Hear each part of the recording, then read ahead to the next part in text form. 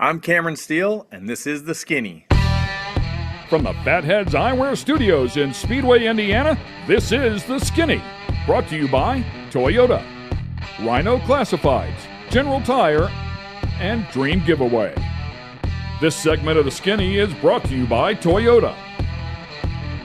Man, I am excited about today's show. One of my best friends in the motorsports industry is going to join us here today, a former colleague from television, but really excited about his career and get him on here and have him chat a bit about the ways that he has bobbed and weaved through the shark waters and still managed to succeed. Ken Stout here with the Skinny. Michael Young will join me here one more time. The track dude, thanks, bud. I appreciate it. This the last show for me? Joining? I don't. You just said one more time. That's how do I kind know? of that's kind of finite. Are you a little sketchy? It's a little sketch right now. It's always the way I felt, honestly, working with Ken. It was only one more show that I was going to have.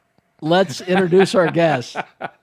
So sitting on the other side of you, just heard the voice. His name is Cameron Steele, the president of the Desert Assassins. Not much he hasn't done, not much he hasn't won in. And when it comes to motorcycles, he's been outstanding. Short course, off-road, a championship-winning driver there. He has won the Baja 1000. He is part of the Hall of Fame for the Off-Road Motorsports Hall of Fame. He's on the board, I believe, with the Hall of Fame. The driving suit back behind him is from the 2018 effort when he finally won at the Baja 1000, won the overall, and man, oh man, congratulations on that. I know what a struggle it was because so many years you would be in the top 5, you'd be second, you'd be this. I mean, in the hunt, and it would just kick you right square in the gonads, and you'd lay up a little bit short. But finally, 2018, it paid off. By the way, we want to mention his wife too, Heidi, multi-time champion as well.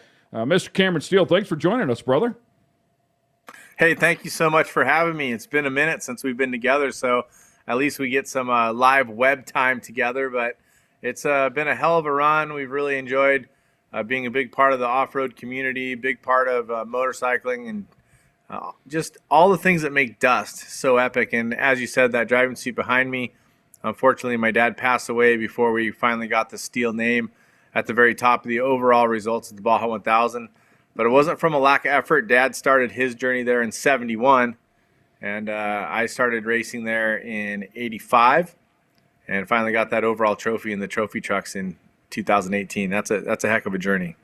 Hey, Cameron, as a racer, you said that fire suit has not been cleaned. It still has champagne and dirt. Is that because that's the way you wanted to keep it, or is that just because you never got it dry cleaned yet? Actually, it's just the way I wanted to keep it. I thought that, in 2017, we raced the Peninsula Run, and I knew we were going to win the race.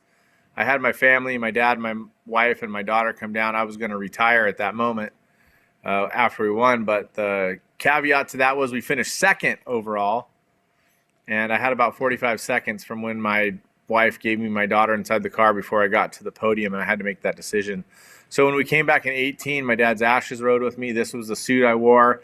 It was very meaningful to get to that, the top of – anytime you can climb to the top of your sport, no matter what it is, it's just incredible. So I just wanted to keep the suit in its original style. It's actually pretty clean. It doesn't smell bad, but it does have the champagne and the dirt from the Baja 1000 that year. And it just we've been meaning to frame it and put it in a box, but it's been sitting at the top of the closet in our home office. So it was ironic. It was easy to get to.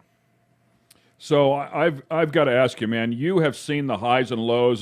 Some people refer to you as Mr. Baja. The McMillans, I think, refer to you as Mr. Baja. A lot of people will say you're the best ambassador for off-road racing, desert racing. With all of your involvement, you've seen the highest of highs. Of course, that fire suit behind you certainly represents that. You've also seen the lowest of lows. You've lost a couple of your best friends, your best buddies, down there in Baja as well.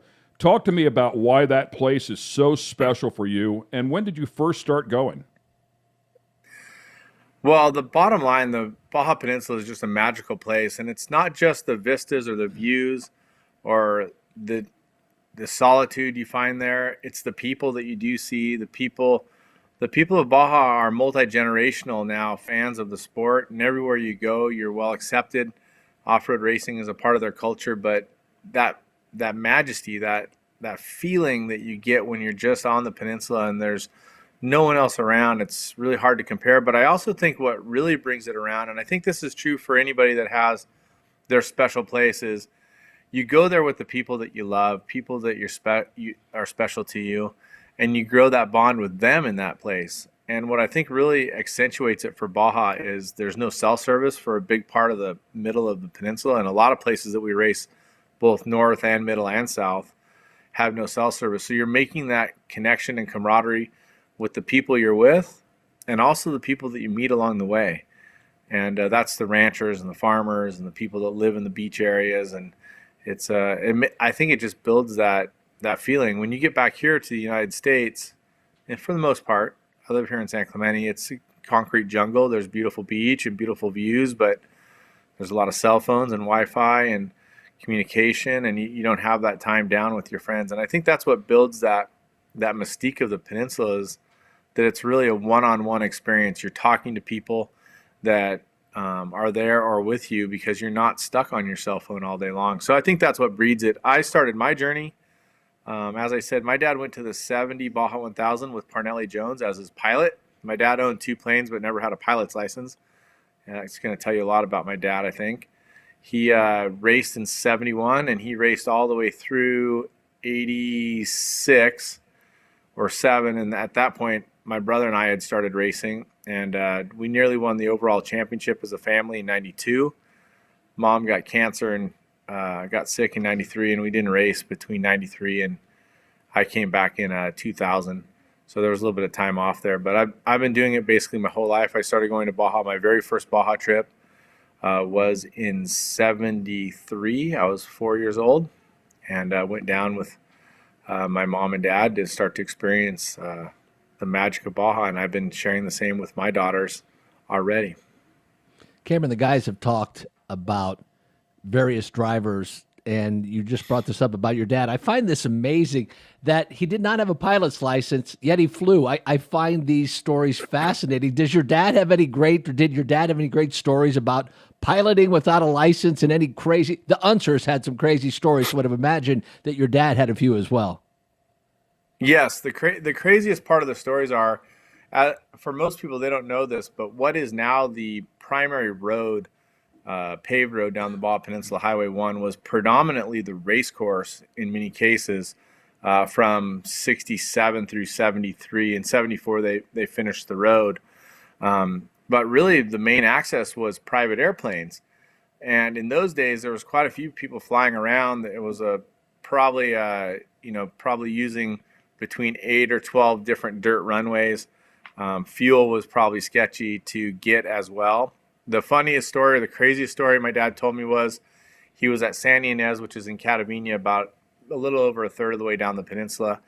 And they were landing on a dirt runway. And they saw a plane come in, and he hit his prop on the ground on the dirt runway as he was coming in, and they straightened it over a gas barrel with a hammer and got it so the plane would fly again, which isn't I'm even sure there the was no craziest part of the vibration story. at all. Yeah, so the craziest part of the story is the next morning, my dad had told everybody, or the guys he was with, we got to go early because someone's going to take off from here and crash into these other planes, because there were so many planes sitting on this little dirt runway. So true to form, my dad got out of there, and later that morning, a guy crashed and took out like 4 planes. I don't know if anybody's hurt, but that's just kind of how it all started in Baja for our family. And my dad was a guy who loved adventure.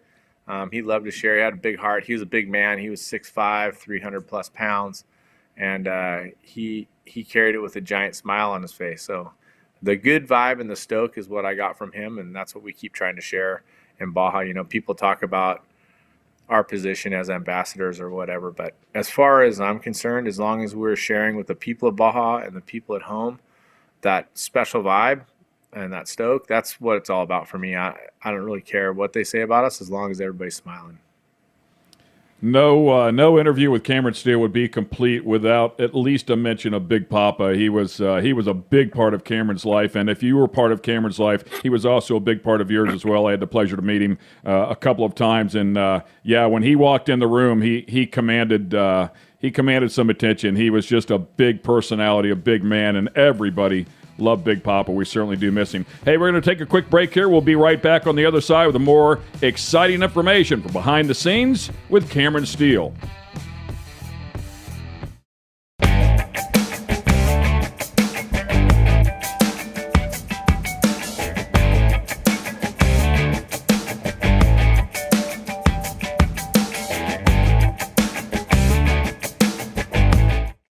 This segment of The Skinny is brought to you by Dream Giveaway.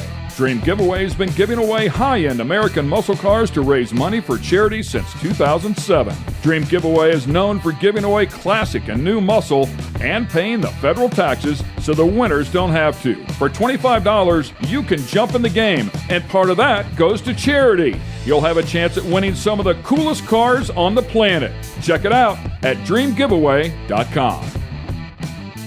Welcome back to The Skinny. We have Cameron Steele on the show with us here. He is located at his home in Southern California, as fresh off of another trip at Baja. I believe was down there pre-running. And speaking of that, with the timing of this show, SEMA going on as we speak right here today, but the Baja 1000 is just a few days away for you. Absolutely. I mean, we're closing in on, I have to look at my phone. It's the 2nd of November, so in 16 days, we'll take the green flag on the longest continuous off-road race in the world. This will be the 4th longest Baja 1000 ever at 1,226 plus miles. And we'll be racing from Ensenada to La Paz. As you were saying, I just got back from Baja 3 days ago maybe. We went down and did our first reconnaissance trip. Even though we spend a ton of time on the peninsula, we still like to go and verify all the different locations and chase roads and make sure everything looks the same. And then we come home and build our final 2-week pre-run plan. So I'm getting set to leave and go back to Baja, and I'll be down there doing course reconnaissance for about 11 of the days. I know it's impossible for you to answer this question in detail, but briefly, try to describe to the fans, the listeners here, what all is involved to get a truck to stay together, run as hard as you guys run for 1,200 miles. What's involved to make that happen? Tons of manpower, tons of heart from all of the team, lots of equipment, and a ton of money. I got to tell you, the sponsors make it possible for us. We are totally sponsor funded. I don't have any, so to speak, backup money other than just what the sponsors are putting in. So we've been super fortunate to have great support. For us, we just went through our pit plan. We will have around 90 people on the peninsula for the Baja 1000. We'll have 2 race trucks. We'll have, I think the count was around 16 trucks moving. We'll have 5 trailers. We'll have 5 pre-runners. We'll have 2 helicopters. And that's pretty much, in a nutshell, what it takes to do it. I mean, the real truth of the matter is you have to be granted passage by Baja to have a great day. But it really, the pre-race is when it really all comes together. For us, we spend a ton of time in Baja, and so does all of our crew. So we have an advantage, I think, because most people that race this race against us haven't seen the entire Baja Peninsula since we raced it in 2017. Since 2017, I've ridden my dirt bike down the peninsula 5 times. My crew has supported that with our Ripped Cabo trip. We do our trail of missions truck trip, and we spend an inordinate amount of time down there. So I think the real key to it is having your people understand safety and make good decisions. But it takes a ton of infrastructure. For me, most people don't realize it, but I don't have my name on my race truck, because I think it's disrespectful to our entire team to have one name on the truck.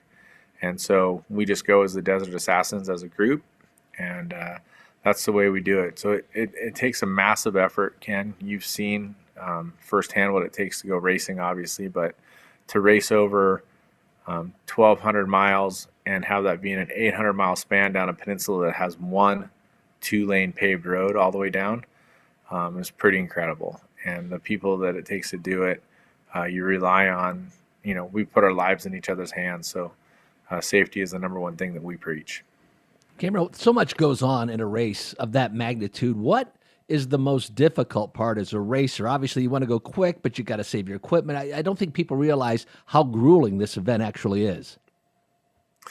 I think it's really tough for people to understand because they think about a 1,200-mile race. And first of all, I mean, just imagine driving 1,200 miles in one day. Think about the last time you drove 1,200 miles in one day, which is probably since 1990, never for most people. And that's what our race truck has to do. And it has to do it 90% in the dirt. There are some paved, speed-controlled sections. And then you have to rely on pit crews and all the different things that go on. So I think for most people, they can't really understand it. If you go to the worst dirt road that you have and the best dirt road that you have near your house, it's a combination somewhere around that where we'll race some sections where we're going 135 miles an hour, but we'll also race some sections where we're virtually crawling through a sand wash or down the side of a mountain trying to make sure we don't slide off the edge. So the mental aspect of it's very tough because the truck is capable of going so fast and going so fast through the big bumps, but you hit the nail on the head. And I know it's very cliche, but if you don't get the dang thing to the finish line, you can't win the race.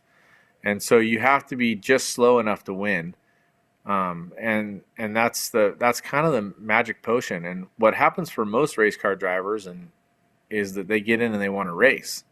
And yeah, we're racing, and the pace over the last 5 years has really increased in the trophy trucks, but you still have to get to the finish line. My prediction is there will be 4 trucks more or less running in the front group at mile 900, and we'll be racing down the last 300 or so miles as a group of 2 to 3.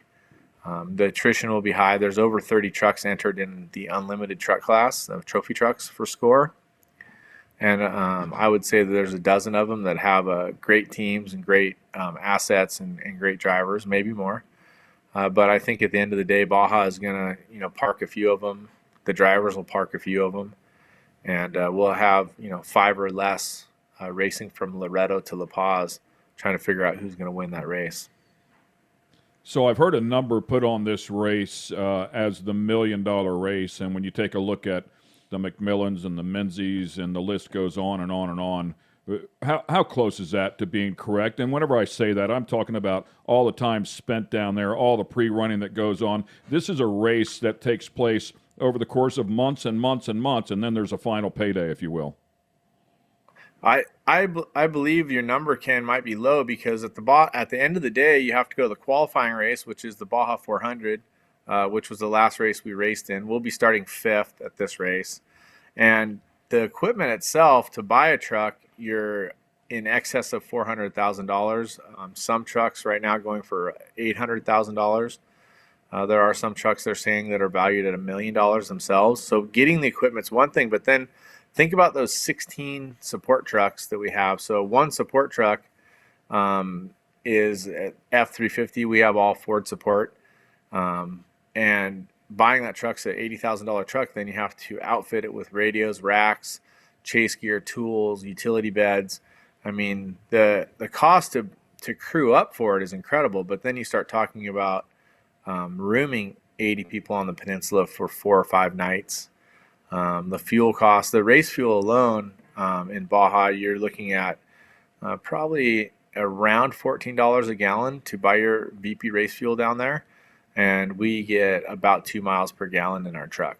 Granted, we're sponsored and some of the costs are helped and stuff, but I'm just talking about overall costs that you have to face. And so, basically to run the race, you're looking at, if you want to run in the front and have this big group, you're looking at a few $100,000 to do it properly in just the time on the peninsula. But that doesn't include your equipment or preparation or time spent. Like I said, I didn't say on this show yet, but in 2017 we finished 2nd, and the second that I decided not to retire, I've been planning this peninsula run again. And granted, we won in 18.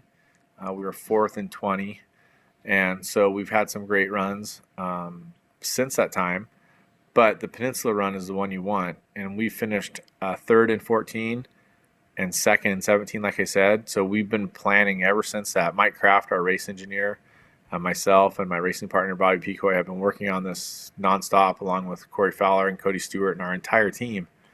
So these guys are all Baja wizards. that any team that had one of these guys would just be super stoked. But we have all of these assets, and we've been working on our plan all that time. So you can go back and think about the cost. You can also think about the time away from family, all the time spent in Mexico trying to get ready for this and live those dreams. And, it's like any racer. They make sacrifices. They come up with the financial wherewithal to do it. But it's a massive undertaking. And unlike many forms of racing where you're happening at one track in one couple mile square area, we're on the entire Baja Peninsula trying to run logistics where, like I said, there's no cell phone service for about, I would say, at least 700 of the miles on course has no cell service. And so it makes it tricky for the chase trucks, and communications and satellite radios come into play and all the different stuff that go along with it. But it's just more and more cost to try to get to the very front of the group. But for us, it's our lifestyle. It's something that I've committed my life to. My dad handed this off to me, and I'm not going to let down our family name or the Desert Assassins because of so much effort that everybody puts in. He is a multifaceted character, and he comes off as cool, calm, and collect. You wouldn't think he'd get too wound up, but I'll tell you, when he puts the helmet on, the horns come out. He's very, very aggressive, and we're going to talk to him about some of the other things that he's extremely good at when we come back. Stay with us. This segment of The Skinny has been brought to you by General Tire. It's more than just a slogan. Anywhere is possible with General Tire. General Tire's Grabber X3 Mud Terrain tire offers aggressive styling and is engineered for durability with innovative performance features that are ready to carry you through extreme mud, dirt, and rock-covered terrain. For extreme traction that's ready for anything and rugged styling to match, look no further than the Grabber X3. Make your anywhere possible by visiting GeneralTire.com today.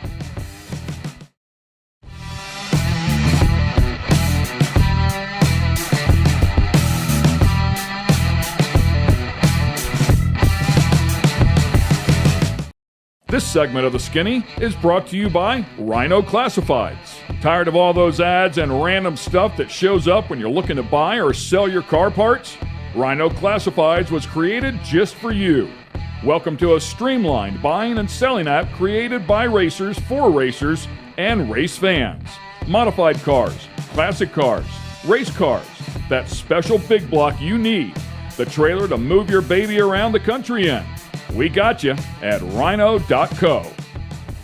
Welcome back to the Skinny. Ken Stout and Michael Young sitting alongside, and we have Cameron Steele, who has joined us, a Hall of Famer, of course. He's also an extremely talented broadcaster, covered a lot of stuff along the way in his career. As I mentioned at the top of the show, he and I did TV for many years for Short Course Off-Road with the Lucas Oil Series, but he was also a pit reporter for IndyCar and a number of other disciplines out there as well. He's also a very talented surfer, believe it or not. He's a skateboard dork and a buggy dork, so if he's a dork on a couple of different levels. But before we get off on some of the other things that you've covered in your career, I'm going to ask you one last question about desert racing, and it's a question that if you stand there and think about it for very long, if you talk to anybody for very long in the pits, it eventually comes up. And, of course, they all say, how do you go to the bathroom when you drive the truck for 1,200 miles? So go ahead, man. Let it out.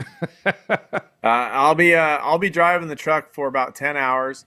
I have always been like a little bit of a nervous peer, so sometimes it's hard to go to the bathroom in the truck. But we wear a condom catheter so we can just pee in the truck. But if you have to go the other one, you got to stop and make it work. Or I've heard of people just going in their pants, but I don't think I could drive through that. But the intensity of it's so high that I don't think your body wants to process the back end. So just trying to get the fluids through you is tough enough. But yeah, you just pee in the truck. It comes out of a hose down by your shoe.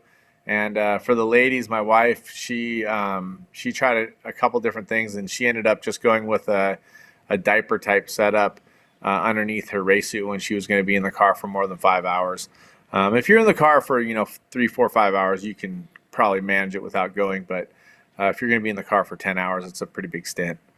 I've never had to use it, but I will admit here for the first time in public that whenever I go up to spot for the 500, I put a diaper on because the last thing I want to do is have to freaking pee in the middle of the 500. I don't want to know this. No, you do. But listen, I don't want to know this. It's got the graminals on it, so it's wow. Too much information. Hey, Cam. That's way too much. Hey, Cam, I heard the rite of passage down there is whenever, if you're in the restroom and everybody's in the restroom, wherever it is, all the drivers are there, you really got to watch your feet because there's a good chance you walk out of the restroom with wet shoes. There's a couple rites of passage that go along with the external catheter. There's a number of times, a number of stories out there where drivers have peed at the start line, and it comes out through the pan or the bottom of the race truck, and like someone will be like, "Hey, it's leaking," and someone will say, "Hey, well, why don't you smell it and see what's leaking?" You know, and they'll smell it. They can't smell anything. I've heard stories of people, licking it, like trying to figure out if it's fluid or brake fluid or whatever. That's an Ozzy Osbourne story. That's happened more than once out there for sure. But yeah, if you're not careful where you're walking, your friends with their pee tubes on can water your shoes for you for sure. It's just not right. That's what I love about this sport right there, man. Yeah, not right in so many ways. So if you had There's to a pick ton something, of camaraderie. Oh, sorry. Oh yeah, I'm sure there's a lot of camaraderie. Hey, thanks for dosing my shoes with your pee. Thanks. You're my buddy In now. 05, we brought Buddy Rice down, and he drove with us after he won the Indy 500. And the biggest takeaway he had right away was that we were camping and pre-running with our competitors. He's like, "Man, you guys hang out together and help each other, and then you race against each other. That's pretty cool." But yeah, Buddy had a great time. We loved sharing it with him. Is there a lot of IndyCar drivers? I know there have been a couple that have attempted this now. Do you find the popularity has grown over the years? No, I think the popularity has waned because a couple things. I think a decade or more ago, I think it was a little bit easier to be competitive. And I think a pretty good race car driver could come in and probably find the funding and a ride pretty easily and be competitive top 5 driver. Now I think that the racing off-road has gotten quite a bit quicker. The equipment has gotten better, and I just don't see as many other category racers coming in. We've been really blessed to have great racers. One racer that I think really had a great talent and a lot of fun was Jimmy Vasser. He spent quite a bit of time racing in Baja. I know Sebastian Bourdais came and raced the Baja Challenge class, which is a smaller, lower level class. So there's been a number of heroes and stars along the way. Like I said, Buddy Rice came with us. Travis Gregg came with us once. But you don't see much in the unlimited classes now. We do have a factory Honda driver that drives in the unlimited mid-size pickup track class. And for some reason, I'm totally drawing a blank. Rossi? Of his name, but he Rossi, right? Did you just say that? Yeah. Rossi. Yeah, Alexander Rossi. Yeah, right. I think Alexander Rossi did get down there, on a Honda. He's done it before. He actually there's actually a pretty cool shot of him jumping over a car. A car was going backwards on the side of the race course, and he jumped over the car and broke its mirror off. But I think it was him anyway. But no one got hurt. And he didn't even know it was there because he had gone off the jump on a main road where there's tons of fans, and no one told him there was a car there. Well, that's the same guy that uses a third lane at the first restart of the 500. So, and somehow makes it work actually. Sure. So, he's not There's afraid a lot of for talented sure. drivers out there. Certainly are. 2-wheel drive or 4-wheel drive? For me, I think 2-wheel drive this year. We are 2-wheel drive, both of our trucks. We discussed purchasing a 4-wheel drive. The all-wheel drive is very popular right now.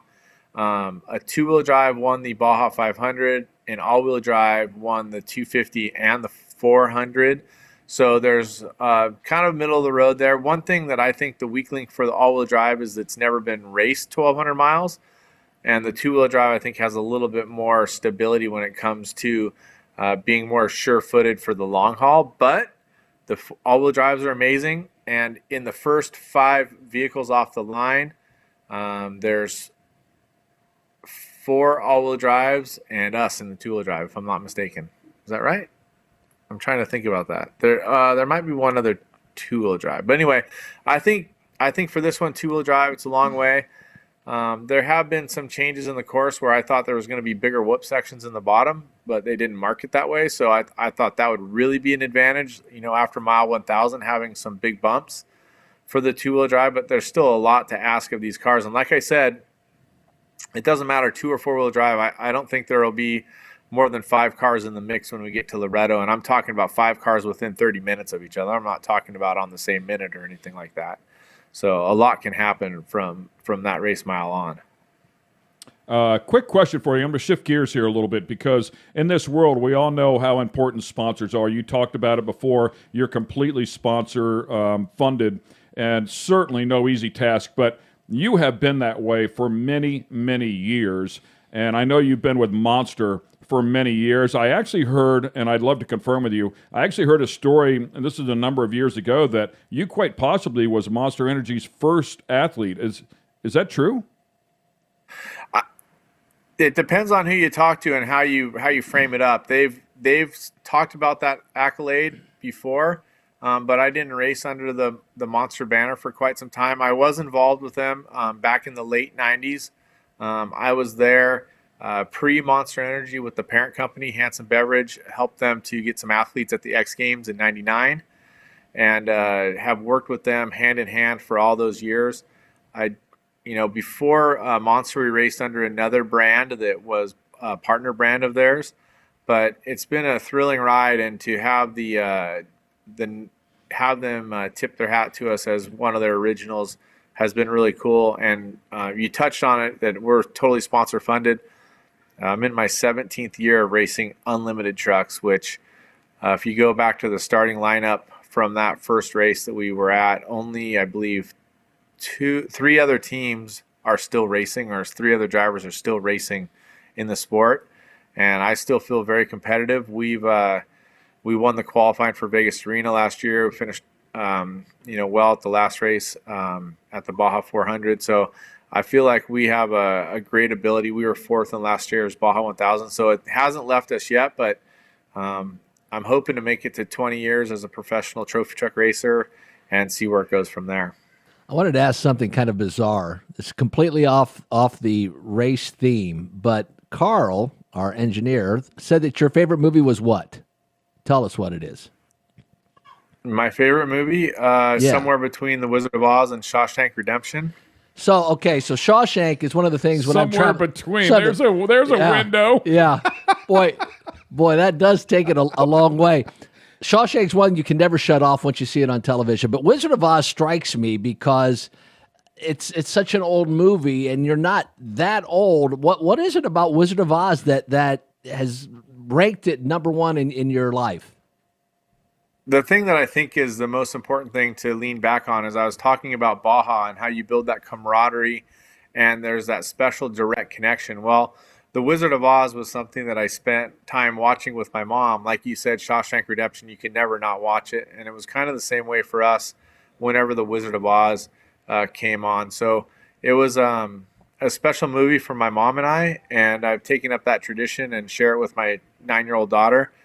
Starting about when she was 5, where we'll watch it every year and whenever we see it on TV. And we were just somewhere the other day, I can't remember where we were, and Over the Rainbow was playing, and I'm like, hey, Kay, do you hear that song? And it's just that special connection. So on top of that, I love the adventure story, and I love how it flashes into the dreamscape, and the dancing is super fun for me. If I could nail down any one dance in this world, it would be the Strawman's Scarecrow's dance on the Yellow Brick Road when Dorothy first meets him, because I think that's one of the most amazing pioneering moments in all of movie making.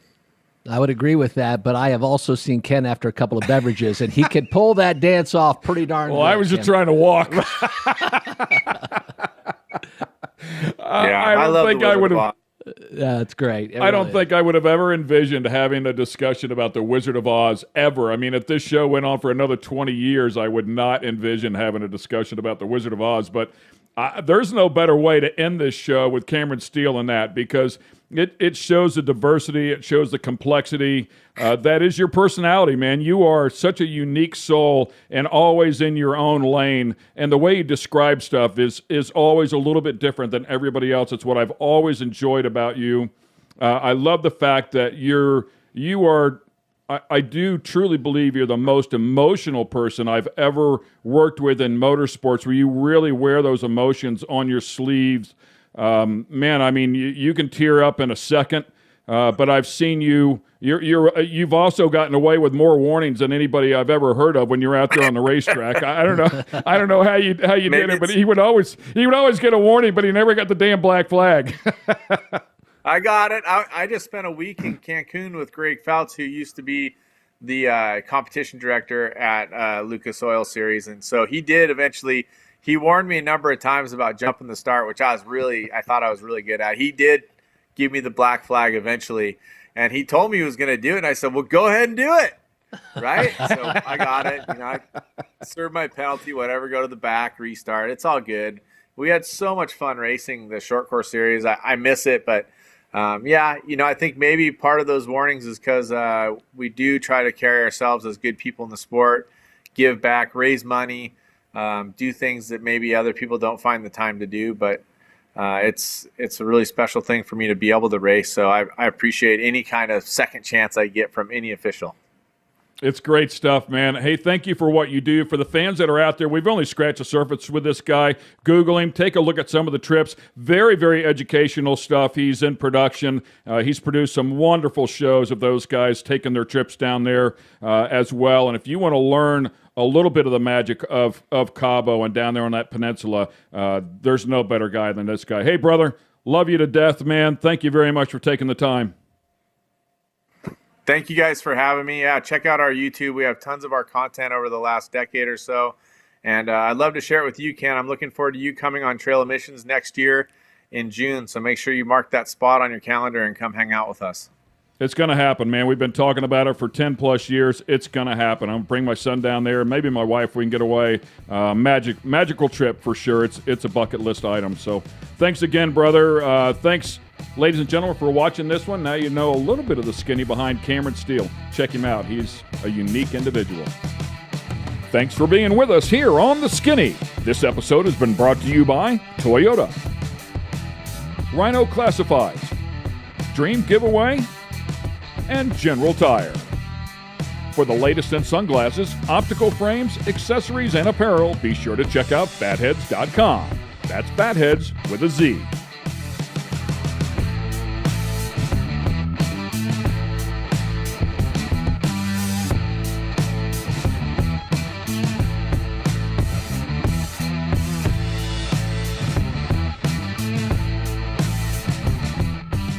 Production facilities provided by Fatheads Eyewear Studios. All rights reserved.